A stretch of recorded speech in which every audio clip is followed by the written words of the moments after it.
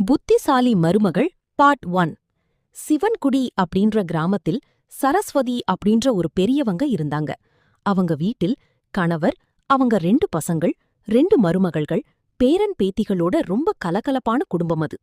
அதில் முதல் மருமகள் தான் நம்ம ஈஸ்வரி. வேற கிராமத்திலிருந்து விவசாய குடும்பத்தை சேர்ந்த புத்திசாலி பொண்ணு ஈஸ்வரி. 2வது மருமகள் சாதனா. ஈஸ்வரிய எப்போ பார்த்தாலும் குறை சொல்லுறதுதான் அவள் வேலையே. ஈஸ்வரிக்கு ஒரு பையன், சாதனாவுக்கு ஒரு பையன், ஒரு பொண்ணு. சின்ன சின்ன மனக்கசப்புகள் இருந்தாலும் ரொம்பவே சந்தோஷமாக இருந்தாங்க. அது கோடைக்காலம் அப்படின்றதுனால பெரியவங்க சின்னவங்கன்னு எல்லாரும் இருக்கிற வீட்டில் தண்ணி ரொம்ப செலவாகுச்சு. அந்த கிராமத்திலேயே ஒரே ஒரு கிணறு மட்டும்தான். அதில்தான் கிராமம் மொத்தமும் தண்ணி எடுத்துச்சு. கோடைக்காலம்ன்றதுனால அந்த கிணத்துல தண்ணி ஊற்றி எடுக்கவே இல்ல, வத்தி போச்சு.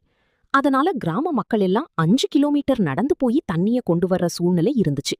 இந்த சூழ்நிலையை நம்ம ஈஸ்வரி எப்படி சமாளிக்க போறா அப்படின்றதை அடுத்த எபிசோடில் நம்ம பார்க்கலாம். ஃபாலோ பண்ணி வெயிட் பண்ணுங்கள்.